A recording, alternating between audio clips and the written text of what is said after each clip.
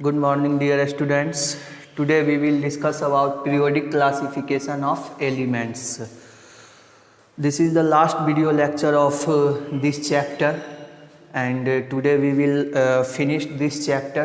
And today we will only discuss merits of periodic table, modern periodic table, and advantage of periodic table.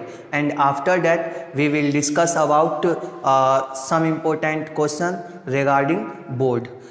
तो students, आज हम लोग जो है इस चैप्टर का लास्ट टॉपिक डिस्कस करने जा रहे हैं कि merits of modern periodic table and advantage of modern periodic table, और उसके बाद कुछ क्वेश्चंस करेंगे इस चैप्टर से और चैप्टर क्लोज हो जाएगा. तो हम लोग सबसे पहले मेरिट्स मॉडर्न पीरियोडिक टेबल का देखते हैं. तो सबसे फर्स्ट मेरिट है कि मॉडर्न पीरियोडिक टेबल में जो है ये फंडामेंटल प्रॉपर्टी लिया गया था किसको? एटॉमिक नंबर को. तो पहले जो मॉडर्न पीरियोडिक टेबल से जो पहले था उसमें फंडामेंटल प्रॉपर्टी एटॉमिक मास था, बट अभी क्या हो गया? Atomic number. तो फर्स्ट मेरिट लिखेंगे कि atomic number is the more fundamental property than atomic mass. तो ये फर्स्ट मेरिट हो गया. मोर फंडामेंटल प्रॉपर्टी एलिमेंट का क्या होगा? एटॉमिक नंबर होगा. उसके बाद जो है सेकंड हम लोग डिस्कस करेंगे कि मॉडर्न पीरियोडिक टेबल ये एक्सप्लेन किया कि सेम ग्रुप का एलिमेंट का प्रॉपर्टी सेम क्यों होता है, रीजन क्या है. जैसे एक ग्रुप का बताए थे, जैसे फर्स्ट ग्रुप है जो जिसको अल्कली बोले थे, तो उसका प्रॉपर्टी सेम क्यों होता है. सेकंड ग्रुप है तो सारे का प्रॉपर्टी सेम क्यों होता है. तो इसका रीजन मॉडर्न पीरियोडिक टेबल में ये दिया गया कि सिमिलर इलेक्ट्रॉनिक कन्फिग्रेशन. तो यहाँ पे सिमिलर इलेक्ट्रॉनिक कन्फिग्रेशन का मतलब समझना है. जैसे फर्स्ट ग्रुप का बात करें तो फर्स्ट ग्रुप में कौन कौन सा आता है? Lithium, sodium, potassium. ये सिलेबस में था. इसके बाद का पीरियोडिक टेबल से देख के लिख सकते हैं. रुबिडियम, सीजियम और फ्रांसियम. तो यहाँ पे जो है इलेक्ट्रॉनिक कन्फिग्रेशन लिखते हैं तो सबका सिमिलर इलेक्ट्रॉनिक कन्फिग्रेशन बोले यहाँ पे. तो यहाँ पे जो है सिमिलर इलेक्ट्रॉनिक कन्फिग्रेशन का मतलब यहाँ ये समझना है कि इसके आउटर मोस्ट सेल में जो है नंबर ऑफ इलेक्ट्रॉन क्या होगा? सेम होगा. सिमिलर इलेक्ट्रॉनिक कन्फिग्रेशन का ये मतलब नहीं समझना है कि सर इसमें तो 2 सेल है, इसमें 3 सेल है, इसमें 4 सेल है, तो सिमिलर कैसे हुआ. सिमिलर का यहाँ सिंपल सा मतलब है कि इसका आउटर मोस्ट सेल में जो है इलेक्ट्रॉन का नंबर क्या है? सिमिलर है. तो इसीलिए हम लोग यहाँ पे बोले सिमिलर इलेक्ट्रॉनिक कन्फिग्रेशन. तो एक ग्रुप के एलिमेंट का इलेक्ट्रॉनिक कन्फिग्रेशन कैसा होता है? सिमिलर होता है. इसी वजह से इसका प्रॉपर्टी क्या होता है? सेम होता है. क्योंकि इसको भी स्टेबल होने के लिए 1 इलेक्ट्रॉन क्या करना है? लूज करना है. इसको भी स्टेबल होने के लिए 1 ही लूज करना है. इसको भी स्टेबल होने के लिए 1 ही लूज करना है. तो जब सबका गोल जो है सेम है, 1 इलेक्ट्रॉन लूज करना, तो प्रॉपर्टी भी क्या होगा? सेम होगा. तो ये सेकंड मेरिट है मॉडर्न पीरियोडिक टेबल का कि ये एक्सप्लेन किया कि क्यों एक ग्रुप के एलिमेंट का प्रॉपर्टी सेम होता है. उसके बाद जो है थर्ड नंबर ये था कि प्रॉपर्टी पीरियोडिक होता है, क्योंकि हेडिंग ही है मॉडर्न पीरियोडिक टेबल. तो प्रॉपर्टी जो है उसका रिपीट करता है. पीरियोडिक का मतलब क्या होता है? रिपीट करता है. तो रिपीट क्यों करता है? तो रिपीट करने का भी रीजन यही है कि इसमें जो है similar electronic configuration after certain atomic number आने लगता है. ठीक है. और वो सर्टेन एटॉमिक नंबर क्या होगा? तो प्रॉपर्टी रिपीट करेगा मे बी 2 एटॉमिक नंबर के बाद, मे बी 8 एटॉमिक नंबर के बाद, मे बी 18 एटॉमिक नंबर के बाद, मे बी 32 एटॉमिक नंबर के बाद प्रॉपर्टी रिपीट करते रहता है. और केमिस्ट्री को इसका केमिस्ट्री में इस नंबर को मैजिकल नंबर कहा जाता है, 2, 8, 18 और 32 को. अब यहाँ पे देख सकते हैं ये 2, 8, 18, 32 क्या आया है? तो ये नंबर ऑफ इलेक्ट्रॉन आया है डिफरेंट सेल में. जैसे K सेल में मैक्सिमम नंबर ऑफ इलेक्ट्रॉन कितना होता है? 2 होता है. L में 8, M में 18 और N में 32। तो ये 4 डिफरेंट सेल में 4 अलग अलग नंबर ऑफ इलेक्ट्रॉन होता है। तो ये नंबर याद रखना भी मुश्किल नहीं है, आसानी से याद रहेगा। तो इसी नंबर के बाद प्रॉपर्टी रिपीट करेगा। जैसे हम लोग यहाँ पे इस 4 नंबर के हेल्प से इस पूरे ग्रुप के एटॉमिक नंबर को भी बता सकते हैं। यहाँ पे देख सकते हैं कि लिथियम का एटॉमिक नंबर 3 होता है, पोटेशियम का 11, इसका 19। तो यहाँ देख सकते हैं लिथियम जैसा प्रॉपर्टी सोडियम का हुआ, लेकिन कितने एटॉमिक नंबर के बाद? तो 8 एटॉमिक नंबर के बाद। 8 के बाद फिर से लिथियम जैसा प्रॉपर्टी वाला एलिमेंट मिला, फिर सोडियम के बाद सोडियम जैसा प्रॉपर्टी वाला पोटेशियम मिला। इस दोनों के बीच एटॉमिक नंबर का डिफरेंस देखें तो कितने का आया? 8 का आया। और यहाँ पे ये रुबिडियम का 37 होता है, आप पीरियोडिक टेबल से देख सकते हैं। उसके बाद ये सीजियम का 55 होगा और फ्रांसियम का 87 होगा। तो यहाँ पे देख सकते हैं कि सिमिलर प्रॉपर्टी कितने के बाद रिपीट हो रहा है? 8, फिर 8, यहाँ 18 और उसके बाद यहाँ पे 32। तो इसी नंबर को फॉलो कर रहा है। तो सिंपल सा याद रखेंगे, मॉडर्न पीरियोडिक टेबल ने ये बताया कि क्यों प्रॉपर्टी रिपीट करता है, क्योंकि उसका इलेक्ट्रॉनिक कॉन्फ़िगरेशन जो है सर्टेन एटॉमिक नंबर के बाद रिपीट करने लगता है। ठीक है, तो इसीलिए प्रॉपर्टी जो है पीरियोडिक होता है, मतलब सेम प्रॉपर्टी बार बार मिलेगा। उसके बाद लास्ट है कि ये प्रॉपर्टी कितने के बाद रिपीट करता है, तो उसका नंबर भी ये बताया है। मे बी 2 के बाद रिपीट करेगा, मे बी 8, 18 और 32 के बाद ये रिपीट करता है प्रॉपर्टी। ठीक है, तो इसी को केमिस्ट्री का मैजिकल नंबर कहते हैं। तो ये जो है मेरिट था मॉडर्न पीरियोडिक टेबल का। अब इसका हम लोग एडवांटेज देखते हैं। मॉडर्न पीरियोडिक टेबल का फ़ायदा क्या है, एडवांटेज क्या है? तो सबसे पहले इसका फ़ायदा है कि केमिस्ट्री में जितना एलिमेंट था उसका सिस्टमेटिक स्टडी हो गया और आसानी से वो हो गया। यानी कि हम लोग जो है मॉडर्न पीरियोडिक टेबल के हेल्प से एलिमेंट के प्रॉपर्टी को सिस्टमेटिक ढंग से पढ़ते हैं और उसको याद रखना क्या हो गया, आसान हो गया। अब इसका सेकेंड एडवांटेज है कि प्रॉपर्टी को जो है हम लोग जान सकते हैं अगर सिर्फ उसका पोजीशन पता चल जाए। जैसे हमें यहाँ पे मॉडर्न पीरियोडिक टेबल पता है कि पोटेशियम यहाँ पे है फर्स्ट ग्रुप और 4th पीरियड में, और जानते हैं कि फर्स्ट ग्रुप का जो भी एलिमेंट है वो मेटल होता है। मेटल होता है तो पोटेशियम अगर फर्स्ट ग्रुप में है तो ये भी क्या होगा, मेटल होगा। रुबिडियम ये भी क्या होगा, मेटल। सोडियम ये भी क्या होगा, मेटल। तो सिर्फ यहाँ एलिमेंट का पोजीशन पता चल जाए तो उसका प्रॉपर्टी हम लोग डिस्कस कर सकते हैं। जैसे यहाँ सल्फर का बात करें तो सल्फर यहाँ कहाँ है, 16 ग्रुप में, तो इधर वाला सब क्या है, नॉन मेटल है। तो यानी कि ये जो सल्फर होगा ये क्या हो जाएगा, नॉन मेटल हो जाएगा। सिर्फ पोजीशन जान जाएंगे कहाँ है तो उसको देख के हम लोग बता सकते हैं उसका प्रॉपर्टी क्या होगा। ठीक है, अब इसके बाद जो है ये पीरियोडिक टेबल हमें कंपाउंड के टाइप के बारे में बताता है। तो हम लोग यहाँ पे जो है 2 टाइप का कंपाउंड केमिस्ट्री में पढ़ेंगे, वो बॉन्ड के बेसिस पे, अलग अलग बेसिस पे कंपाउंड का टाइप अलग अलग होगा, बट बॉन्ड के बेसिस पे, on the basis of bond there are 2 type of chemical compound. First one is ionic bond, यानी कि आयनिक बॉन्ड मतलब आयनिक कंपाउंड, यानी वैसा कंपाउंड जिसमें आयनिक बॉन्ड हो। And second one is covalent compound, covalent compound. तो on the basis of bond there are 2 type of chemical compound. First one is ionic compound and second one is covalent compound. तो what is ionic compound? तो ionic compound कहते किसको हैं? तो ionic compound वैसा compound इसमें आयनिक bond हो, covalent compound वैसा कंपाउंड इसमें कोवैलेंट बॉन्ड हो। और आयनिक बॉन्ड और कोवैलेंट बॉन्ड के बारे में हम लोग मेटल नॉन मेटल चैप्टर में इसको इन डिटेल डिस्कस करेंगे। फिलहाल बस अभी याद रख लेना है कि आयनिक बॉन्ड जिसमें बनेगा वो आयनिक कंपाउंड, कोवैलेंट बॉन्ड जिसमें बनेगा कोवैलेंट कंपाउंड। अब आयनिक कंपाउंड बनने का कंडीशन क्या होगा? कोवैलेंट कंपाउंड बनने का कंडीशन क्या होगा, तो इस कंडीशन को डिस्कस करेंगे हम लोग मेटल नॉन मेटल में। फिलहाल यहाँ पे ये याद कर लेना है कि आयनिक बॉन्ड जो है वो बनेगा मेटल प्लस नॉन मेटल, और कोवैलेंट कंपाउंड बनेगा, ये आयनिक के लिए था और कोवैलेंट के लिए non metal plus non metal.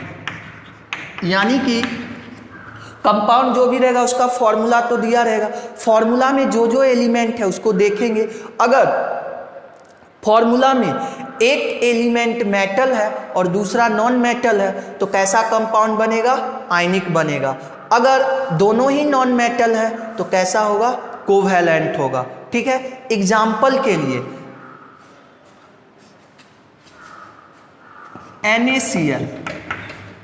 NaCl, इसको कॉमन साल्ट बोलते हैं और इसका फॉर्मूला क्या, नाम क्या है, NaCl sodium chloride. Common salt या टेबल साल्ट भी इसको कहते हैं। ठीक है, तो इसमें देख सकते हैं कि ये आयनिक होगा कि कोवैलेंट होगा। तो सोडियम क्लोराइड जो बना है वो Na और Cl, Na का मतलब सोडियम और Cl का मतलब क्लोरीन, तो सोडियम और क्लोरीन के मिलने से ये बना है। तो सोडियम और क्लोरीन के मिलने से बना है, तो देखेंगे कि दोनों एलिमेंट क्या है, एक मेटल एक नॉन मेटल की, दोनों ही नॉन मेटल है। तो सोडियम के बारे में तो हम लोग पीरियोडिक टेबल लेंगे और सोडियम को देखेंगे कहाँ है, तो सोडियम कहाँ है, पीरियोडिक टेबल के लेफ्ट साइड है, एक्सट्रीम लेफ्ट है, तो ये क्या है, मेटल। और क्लोरीन देखेंगे कहाँ है, यहाँ है, किधर है, राइट साइड है, एक्सट्रीम राइट है, तो ये क्या होगा, नॉन मेटल। तो पीरियोडिक टेबल देख के पता चल गया कि एक मेटल है और दूसरा नॉन मेटल है। तो मेटल नॉन मेटल के कॉम्बिनेशन से कैसा कंपाउंड बना है, आयनिक बना है, तो ये कैसा कंपाउंड होगा, आयनिक हो जाएगा। सिमिलरली हम लोग SO2 सल्फर डाइऑक्साइड, ये कैसा कंपाउंड है, तो इसमें एलिमेंट देखते हैं कौन कौन सा है, तो सल्फर और O से क्या होगा, ऑक्सीजन। तो यहाँ पे सल्फर और ऑक्सीजन दोनों का प्लेस देखते हैं, तो सल्फर किधर है, राइट साइड, ऑक्सीजन भी किधर है, राइट साइड, तो दोनों क्या है, नॉन मेटल है। तो नॉन मेटल है तो नॉन मेटल के बीच में कैसा बॉन्ड बनेगा, कोवैलेंट बॉन्ड, और कंपाउंड क्या कहलाएगा, कोवैलेंट कंपाउंड। तो यहाँ पे देख सकते हैं कि SO2 कैसा कंपाउंड होगा, कोवैलेंट कंपाउंड हो जाएगा। कोई प्रॉब्लम, तो ये पीरियोडिक टेबल का एडवांटेज है, उसको देख के हम लोग बता सकते हैं कंपाउंड को कि कैसा कंपाउंड है, आयनिक है कि कोवैलेंट है। ठीक है, अब उसके बाद जो है लास्ट एडवांटेज है कि स्कूल कॉलेज में जो है पीरियोडिक टेबल को पढ़ाना आसान हो जाता है पीरियोडिक टेबल के चार्ट के हेल्प से। जैसे हम यहाँ पे पढ़ा रहे हैं, तो अगर ये पीरियोडिक टेबल मेरे पास नहीं होता तो बार बार हम इस पीरियोडिक टेबल को बोर्ड पे बनाते, फिर समझते। तो इसीलिए ये टीचिंग एड का काम करता है, मतलब कि टीचिंग में हेल्प करता है स्कूल और कॉलेज में, ये चार्ट जो है। ठीक है, तो ये इसका जो है एडवांटेज हो गया। तो इस तरीके से हम लोगों ने मॉडर्न पीरियोडिक टेबल का मेरिट और एडवांटेज डिस्कस किया। इस तरीके से इस चैप्टर का सारा टॉपिक अच्छे से कंप्लीट हो गया और आई होप आप लोग अच्छे से इसको समझ गए होंगे। अब हम लोग जो है कुछ एक दो क्वेश्चंस इस चैप्टर से डिस्कस कर देते हैं, और उस क्वेश्चन को डिस्कस करने से पहले जो भी क्वेश्चन को बनाने का कंसेप्ट होगा, उस कंसेप्ट को हम एक बार यहाँ पे समराइज फॉर्म में लिखते हैं।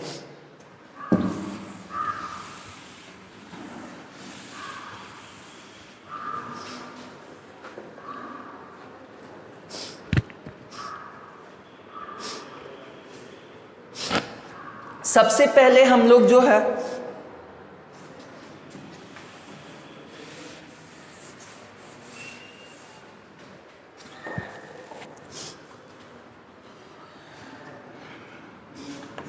पीरियड नंबर किसी भी एलिमेंट का जानना हो तो उसके लिए क्या बताए थे, उसका इलेक्ट्रॉनिक कॉन्फ़िगरेशन लिखेंगे और उसमें जो नंबर ऑफ सेल होगा, तो period number equal to number of shell. ठीक है, इसके बाद जो है अगर दो एलिमेंट सेम ग्रुप में लाई कर रहा है, कैसे पता चलेगा? तो सेम वैलेंस इलेक्ट्रॉन से, ठीक है। If two elements have same valence electron,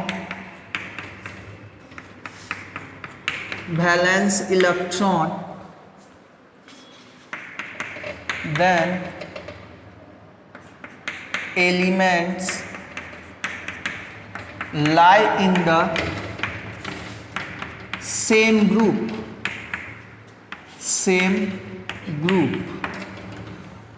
इसी का ठीक उल्टा, अगर दो एलिमेंट्स में नंबर ऑफ सेल इक्वल रहेगा तो वो दोनों एलिमेंट्स किसका होगा? सेम पीरियड में लाई करेगा। तो यहां लिखेंगे if two elements have same number of shell then elements lie in the same period, ठीक है।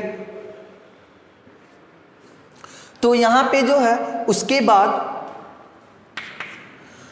अगर एलिमेंट का valence electron, if valence electron equal to 1,2, then तो ग्रुप कैसे डिसाइड होगा? वैलेंस इलेक्ट्रॉन के हेल्प से। तो वैलेंस इलेक्ट्रॉन 1 2 है, then group number equal to valence electron.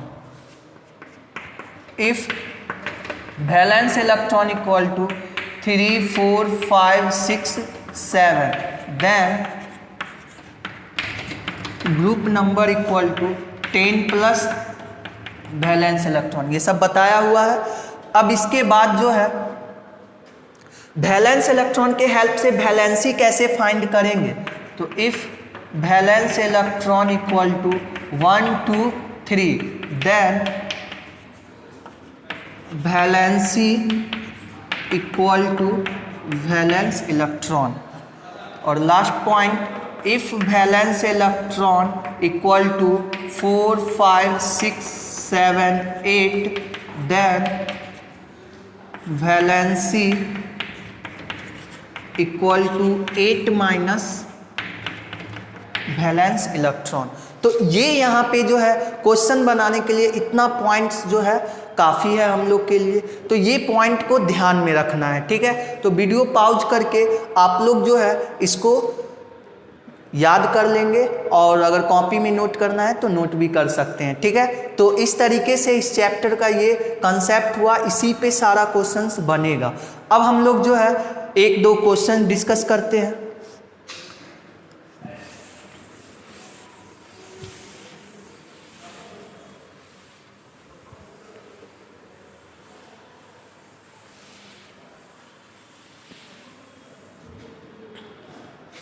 आप लोग एस चांद में पेज नंबर 299 और सैंपल प्रॉब्लम है 3rd, तो उसको आप लोग निकाल लीजिए और उसको सॉल्व करेंगे। तो हम क्वेश्चन यहाँ पे लिख देते हैं। बहुत सारे स्टूडेंट्स ऐसे होंगे जिनके पास बुक नहीं होगा, तो इसके लिए हम लोग क्वेश्चन लिख देते हैं।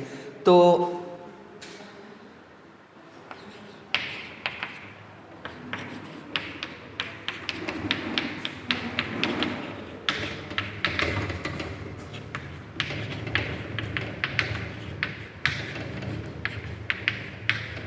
the electronic configuration of 3 elements,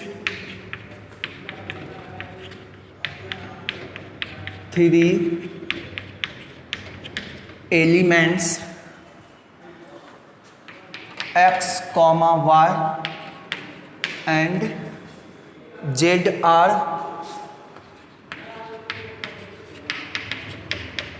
given below। x का 2 है, y का 2,6 है और z का 2 8 2 है। अब इस क्वेश्चन का 3 पार्ट है। A part, which element belong to second period, which element belongs to second period. उसके बाद सेकेंड पार्ट है क्वेश्चन का, which elements belongs to, which element belongs to second group. और क्वेश्चन का थर्ड पार्ट है, which element belongs to, which element belongs to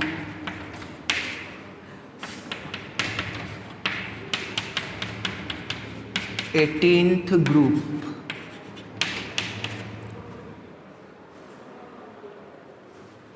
ठीक है, तो ये कंप्लीट क्वेश्चन दिया हुआ है, page number 299, sample problem third है ये। अब हम लोग यहाँ पे देखते हैं 3 एलिमेंट है, एक्स वाई जेड, तीनों का इलेक्ट्रॉनिक कॉन्फ़िगरेशन दे रखा है। तो हमसे पहला क्वेश्चन पूछा है, which element belongs to second period. तो पीरियड यहाँ पे हमें फाइंड करना है। तो पीरियड किससे डिसाइड होता है? नंबर ऑफ सेल से। तो नंबर ऑफ से अभी कंसेप्ट लिखे थे पिछले बार, अभी जो बोर्ड को इरेज किए हैं वहाँ पे लिखे थे कि पीरियड नंबर जो है वो नंबर ऑफ सेल के इक्वल होता है। तो पीरियड नंबर ऑफ सेल के इक्वल है, तो कौन सा पीरियड पूछ रहा है? Second period. तो सेकेंड पीरियड मतलब इस तीनों में वैसा एलिमेंट ढूंढना है जिसमें नंबर ऑफ सेल कितना हो? 2 हो। तो ये फर्स्ट में देख सकते हैं, इसमें तो 1 ही सेल है, इसमें 2 सेल है और इसमें 3 सेल है। तो नंबर ऑफ पीरियड फाइंड करने के लिए हम लोग को नंबर ऑफ सेल चाहिए। तो यहाँ सेकेंड पीरियड का पूछ रहा है, इट मीन्स हमें क्या पूछ रहा है कि ऐसा एलिमेंट का नाम बताइए जिसमें 2 सेल हो। तो 2 सेल वाला कौन है? Y है। तो इसका आंसर क्या लिख लेंगे? Y लिख देंगे। ठीक है, बस देख देख के एक लाइन में लिखना है। केमिस्ट्री का आंसर बहुत ज़्यादा लेंदी नहीं होगा, बस 1 word 2 word, 1 line 2 line maximum जाता है। थ्योरेटिकल क्वेश्चन रहा तो थोड़ा लिखना पड़ेगा, बट इस चैप्टर में जो है ये इसी टाइप का क्वेश्चन आता है। अब यहाँ पे बी पार्ट में देखते हैं, which element belongs to second group. Second group पूछ रहा है, तो सेकेंड ग्रुप के लिए क्या बताएं? तो ग्रुप डिसाइड किससे होता है? वैलेंस इलेक्ट्रॉन से। और अभी अभी रूल लिखे थे कि अगर वैलेंस इलेक्ट्रॉन 1 2 है तो वही उसका क्या हो जाएगा? ग्रुप नंबर हो जाएगा। तो सेकेंड ग्रुप पूछ रहा है, इट मीन्स क्या? वैसा एलिमेंट देखना है जिसका वैलेंस इलेक्ट्रॉन कितना हो? 2 हो। ठीक है, तो यहाँ पे देखते हैं कि ये फर्स्ट एलिमेंट का वैलेंस इलेक्ट्रॉन कितना है? 2 है। और जेड का भी वैलेंस इलेक्ट्रॉन कितना है? 2 है। तो यहाँ एक्स और जेड जो रूल सीखे हैं उसके अकॉर्डिंग दोनों ही किस में होना चाहिए? सेकेंड ग्रुप में होना चाहिए। लेकिन यहाँ पे एक एक्सेप्शन है जिसको याद रखना है। ये एक्स एलिमेंट का इलेक्ट्रॉनिक कॉन्फ़िगरेशन 2 है, इट मीन्स इसका नंबर ऑफ इलेक्ट्रॉन्स कितना है? 2 है। और नंबर ऑफ इलेक्ट्रॉन्स 2 है, इट मीन्स प्रोटॉन का नंबर भी 2, और प्रोटॉन का नंबर 2 मतलब एटॉमिक नंबर 2। और एटॉमिक नंबर 2 किसका होता है? हीलियम का। तो हीलियम को एक्सेप्शन के रूप में याद रखना है कि ये इनर्ट गैस है, और इनर्ट गैस सब कहाँ मिलता है? तो 18th ग्रुप में। तो सिर्फ इस रूल का एक ही एक्सेप्शन है, हीलियम, जिसका वैलेंस इलेक्ट्रॉन 2 होते हुए भी ये किस ग्रुप में रहेगा? 18th ग्रुप में। तो ये X जो है वो हीलियम को रिप्रेजेंट कर रहा है, क्योंकि यहाँ पे 2 लिखा हुआ है। तो ये X 18 में चला गया, तो बचा कौन? जेड में देख सकते हैं 2 + 8 + 2 तो 12। तो 12 किसका होता है? मैग्नीशियम का होता है। तो ये किस ग्रुप में जाएगा? सेकेंड में। तो ये सेकेंड ग्रुप में सिर्फ जेड हो जाएगा। और एक क्वेश्चन और एक ही बचा ही हुआ है, which element belong to 18th group. तो 18th ग्रुप के लिए तो ग्रुप 18 पूछ रहा है, इट मीन्स वैलेंस इलेक्ट्रॉन कितना होना चाहिए? 8 होना चाहिए, बट यहाँ तो एक्सेप्शन ही है ये x में, तो ये हीलियम है और ये एक्सेप्शन ही था, तो इसको डायरेक्ट यहाँ पे क्या लिख लेंगे, x लिख लेंगे। अदरवाइज हमें ग्रुप 18 तो ढूंढना था, तो वैलेंस इलेक्ट्रॉन कितना होना चाहिए था, 8 होना चाहिए था, ठीक है। तो इस तरीके से ये तीनों का आंसर हो गया और बस हमें ये नाम लिखते और 3 मार्क्स का ये क्वेश्चन हो जाएगा, ठीक है। तो समझ में आ गया होगा ये। अब हम लोग एक और क्वेश्चन, लास्ट क्वेश्चन इस चैप्टर का डिस्कस करते हैं, उसके बाद और आप लोग प्रैक्टिस कीजिएगा और प्रैक्टिस करने के बाद जो है जो भी प्रॉब्लम होगा उसको हम लोग डिस्कस करेंगे।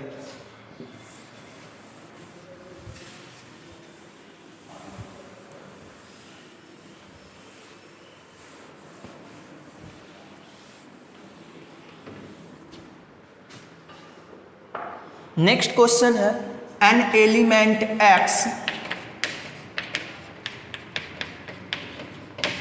an element X is in group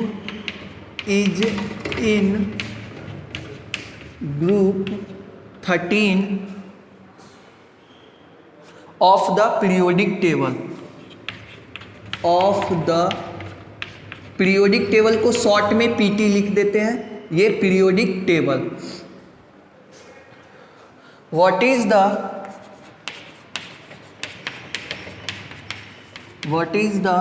formula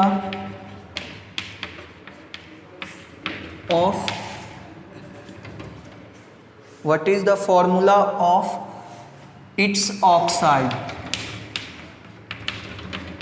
ठीक है। ये क्वेश्चन है, ये भी क्वेश्चन बहुत ज़्यादा पूछा जाता है। An element X is in group 13 of the periodic table, what is the formula of its oxide.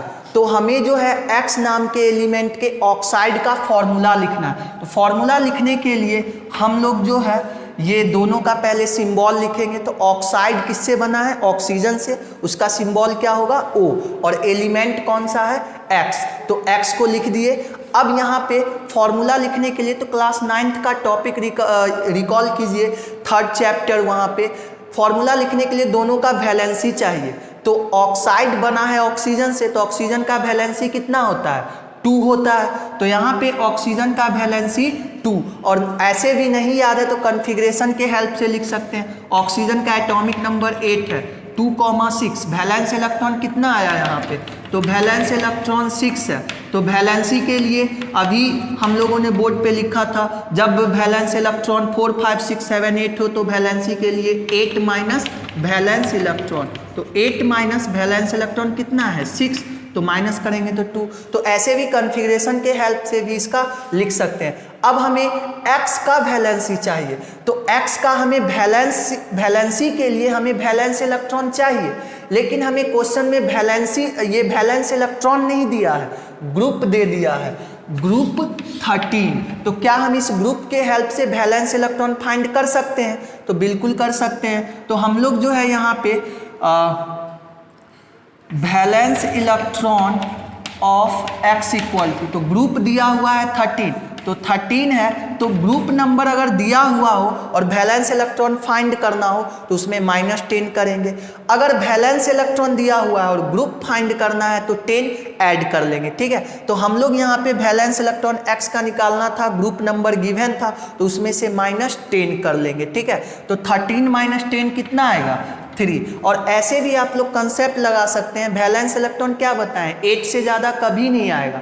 अगर यहाँ पे आपको कंफ्यूजन है कि 13 में 10 ऐड करें कि माइनस करें, अगर भूल गए तो उस सिचुएशन में आप ये दिमाग लगाइएगा कि वैलेंस इलेक्ट्रॉन कभी भी 8 से ज़्यादा नहीं आएगा। अगर 8 से ज़्यादा नहीं आएगा वैलेंस इलेक्ट्रॉन, तो यहाँ अगर आप 13 में 10 ऐड करने का सोच रहे हैं तो 13 + 10 कितना हो जाएगा, 23। तो ये तो 8 से ज़्यादा हो रहा है, तो इसीलिए आप लॉजिक लगाइएगा यहाँ पे और सोचिएगा तो क्लियर समझ में आएगा कि प्लस करना है कि माइनस करना है। तो यहाँ 13 से -10 करेंगे, 3 आ जाएगा। तो वैलेंस इलेक्ट्रॉन X का 3 आया, तो वैलेंसी कैसे फाइंड होगा, तो अभी लिखे थे, अगर वैलेंस इलेक्ट्रॉन 1, 2, 3 हो तो वैलेंसी क्या होता है, उसके इक्वल होता है, 8 से माइनस नहीं करना है। तो वैलेंस इलेक्ट्रॉन 3 है तो वैलेंसी भी कितना होगा, 3 हो जाएगा। तो x का वैलेंसी यहाँ कितना आया, 3 आया। दोनों सिंबल के हेड पे लिख दिए। अब दोनों के वैलेंसी को क्या करते हैं, एक्सचेंज करते हैं फॉर्मूला लिखने के लिए। तो फॉर्मूला ऑफ इट्स ऑक्साइड क्या हो जाएगा फॉर्मूला, तो x इस सिंबल के नीचे ये वैलेंसी 2 आएगा और O के नीचे क्या आएगा, 3 आएगा। तो इस तरीके से इसका आंसर क्या हो जाएगा, H2O3। तो देखिए ये आंसर यहीं पे निकल गया, लेकिन इसमें बहुत सारा चीज़ सोचना पड़ा क्योंकि वैलेंसी चाहिए, ये चाहिए, तो किस तरीके से निकलता है। तो इस क्वेश्चन में बहुत सारा कंसेप्ट था जो यहाँ पे एक्सप्लेन कर दिए। तो इस तरीके से इस चैप्टर में इसी सब टाइप का क्वेश्चंस आएगा। आपको और भी क्वेश्चंस को प्रैक्टिस करना है और जहाँ भी डाउट होगा उसको हम लोग डिस्कस कर लेंगे। इस तरीके से पीरियोडिक टेबल जो है कंप्लीट हो गया, ठीक है। अब हम लोग जो है नेक्स्ट वीडियो लेक्चर में केमिस्ट्री का एक न्यू चैप्टर के साथ उसको स्टार्ट करेंगे और जब वीडियो स्टार्ट करेंगे तो उस समय बताएंगे कौन सा चैप्टर स्टार्ट करेंगे, ठीक है। Thank you.